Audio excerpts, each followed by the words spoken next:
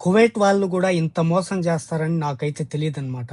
నాకొక కామెంట్ వచ్చింది. దానికి వీడియో చేస్తున్నాను. అసలేం జరిగింది? ఏమి అనేది తెలుసుకోవాలనుకుంటే వీడియో పూర్తిగా చూడండి. మీకు గూడా అర్థమవుతది. మీకు కూడా ఇలాంటివి గానీ ఎక్కడైనా తగిలాయా? లేకపోతే ఎవరైనా మీకు ఇలా జరిగినోళ్ళు ఎవరినన్నా చూసారా? అనేది కింద కామెంట్ చేయండి. అసలు నాకు ఏమని కామెంట్ వచ్చిందంటే, ఇంతకు ముందు కువైట్‌లో ఉన్నాను నేను. నేను ఇండియాకెళ్ళిపోయాను.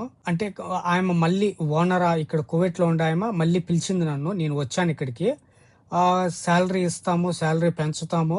నువ్వు మెడికల్‌కి అలాగే అక్కడ ఫ్లైట్ టికెట్టు అన్నీ పెట్టుకొనొచ్చేయి. వీసా మేము పంపిస్తాము అనేసి చెప్పారంట. ఆమె అదే చేసింది. ఫ్లైట్ టికెట్, మెడికల్ అంతా ఆమె పెట్టుకొని ఇక్కడికొచ్చేసింది. వచ్చినాక ఆ డబ్బులు ఇవ్వలేదు.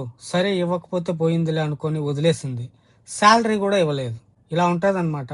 నాకు ఇది కామెంట్ వచ్చింది. మళ్ళా ఇంకోటి కూడా. మళ్ళా నేను ఎంబసీకి వెళ్ళానన్నా. ఎంబసీకి వెళ్తే ఈ మాదిరి నేను ఇంటికెళ్ళిపోతాను నాకు సాలరీ లేదు అనేసి కంప్లైంట్ కూడా చేసిందంట మన ఇండియన్ ఎంబసీకి వెళ్ళి. ఎంబసీకి వెళ్ళి కంప్లైంట్ చేసినా కూడా వాళ్ళు మళ్ళా వాళ్ళ ఈ కపిల్‌తో మాట్లాడి సెటిల్ చేసి మళ్ళా వాళ్ళ ఇంటికే పంపించేశారంట. కానీ మళ్ళీ కూడా సాలరీ అయితే ఇవ్వలేదు. ఆయన పరిస్థితి అయితే ఇదే. ఇలాంటివి ఎవరికైనా ఎదురైతే గన కొన్ని జాగ్రత్తలు అయితే తీసుకోండి ఫస్ట్ ఆఫ్ ఆల్. ఎందుకంటే మనం దేశంలో ఉన్నాం కాబట్టి అందులో ఇప్పుడు యుద్ధ పరిస్థితిలో యుద్ధం జరుగుతూ ఉండదు. ఫ్లైట్లు లేవు. ఒకవేళ వెళ్ళాలన్నా వెళ్ళలేం మనం. ఫస్ట్ మీకు ఒకవేళ వేధిస్తున్నా లేకపోతే సాలరీ ఇవ్వకపోయినా ప్రూఫ్స్ పెట్టుకోండి. ఆడియో ప్రూఫ్ కానీ వీడియో ప్రూఫ్ కానీ ఏదైనా కానీ కనీసం ఆడియో రికార్డ్ చేసి పెట్టుకోండి. కనీసం వీడియో అన్నా రికార్డ్ చేసి పెట్టుకోండి. రేపు అవే మనకు సాక్ష్యాలు అనమాట ఎంబసీకి వెళ్ళినప్పుడు. అర్థమైంది కదా. తర్వాత శాలరీ ఇవ్వలేదంటే శాలరీ కూడా ఎందుకు ఇవ్వలేదు మీరు అడగతారు కదా. ఇప్పుడు కువైట్ గవర్నమెంట్ అయితే చెప్తోంది ప్రతి ఒక్కరికి కూడా అకౌంట్ ట్రాన్స్ఫర్ ద్వారానే అమౌంట్ వేయండి, శాలరీస్ వేయండి అని. కానీ అది ఎంతవరకు జరుగుతుంది ఏమనేది అయితే చాలా మందికి తెలియదు.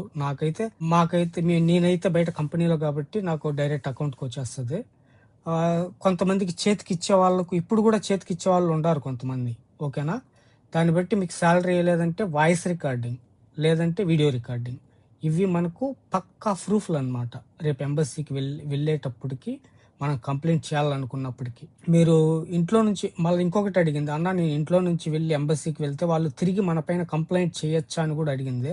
చేస్తారు, వాళ్ళు కంపల్సరీ చేస్తారు. ఏమని చేస్తారో ఇంట్లో నుంచి పారిపోయింది అనేసి. మీరు అప్పుడు కువైట్ పోలీస్ స్టేషన్లోకి పోయి ఇంట్లో నుంచి పారిపోయిందని కపిల్ కంప్లైంట్ చేస్తే మీరు అక్రమంగా కువైట్లో ఉన్నట్టే లెక్క. అక్రమంగా బయట తిరుగుతున్నట్టే. అర్థమైంది కదా.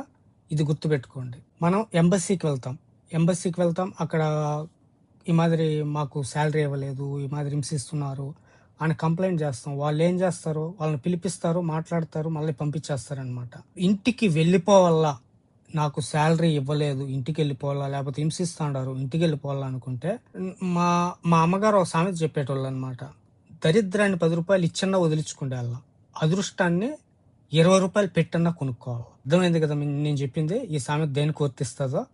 మనం ఇక్కడ చేయలేము, ఈ దరిద్రాన్ని వదిలించుకొని వెళ్ళిపోవాలనుకుంటే మీకు శాలరీ కావాలా, అది కావాలా, అవన్నీ ఆలోచించకూడదు. వెళ్ళిపోవాలనుకున్నప్పుడు ఇంకా వెళ్ళిపోవాల్సిందే అంతే.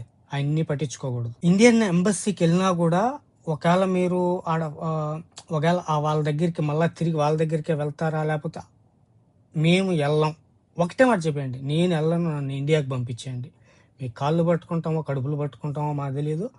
మాకు రావాల్సిన జీతం ఇవ్వలేదు, ఆ జీతం ఇవ్వండి, లేదంటే మమ్మల్ని ఇండియా కన్నా పంపించేయండి. నేనైతే ఆ ఇంటికి వెళ్ళనని ఖరాఖండిగా చెప్పేయాలన్నమాట. ఎందుకంటే చెప్పాను కదా, దరిద్రాన్ని 10 రూపాయలు ఇచ్చన్న వదిలించుకుంటే వాళ్ళ అది రాకపోయినా పర్లేదు, ఇండియాకి వెళ్ళిపోవాలన్నమాట. తర్వాత ఇప్పుడు పరిస్థితిని గురించి కూడా ఒక్కసారి మాట్లాడుకుందాము. ఇప్పుడు ప్రస్తుతానికైతే యుద్ధం జరుగుతుండది. ఫ్లైట్లు అయితే లేవన్నమాట. ఫ్లైట్లు లేవు. అంతంత 250 దినార్లు 300 దినార్లు ఫ్లైట్ టికెట్లు ఉన్నాయి. అంతంత పెట్టి మనం వెళ్ళలేం. ఒకవేళ ఎంబసీ ద్వారా వెళ్ళినా, ఒకవేళ వాళ్ళు డబ్బులు మీ దగ్గర ఉంటే, టికెట్ ఉంటే తొందరగా పంపించేసినా కూడా మనం అంత పెట్టుకునే దానికి స్తోమత ఉండదు. దానికి టర్న్ బై టర్న్ ఉంటుంది అనుకుంటున్నాను. ఇంతమంది ఉంటారు, ఇంతమంది తర్వాత ఒకరిని పంపించేదో అది ఎలా ఉంటుందో నాకైతే తెలియదు.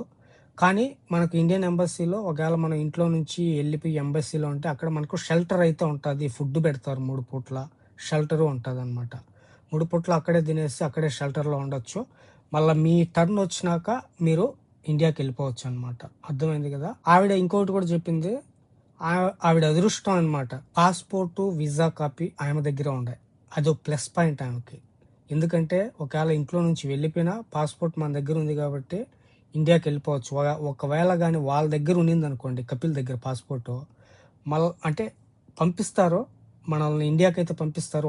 ఒకవేళ పాస్పోర్ట్ ఇవ్వకపోయినా కూడా మనం ఇండియాకి అయితే వెళ్ళొచ్చు అనమాట. టోకెన్ అనేది ఒకటి ఇచ్చి పంపిస్తారనమాట. మళ్ళీ మనకు డూప్లికేట్ పాస్పోర్ట్ మనం ఇండియాకి వెళ్ళి తీసుకోవచ్చు, ఇబ్బంది లేదు. కానీ ఆమె దగ్గర ఉన్న అదృష్టం పాస్పోర్ట్ వీసా కాపీ ఆమె దగ్గర ఉంది కాబట్టి ఇబ్బంది లేకుండా ప్రస్తుతానికి నేను ఈరోజు వీడియో చేసే టైంకి ఆమె ఈరోజు ఎంబసీకి వెళ్తాను అనేసి అనింది.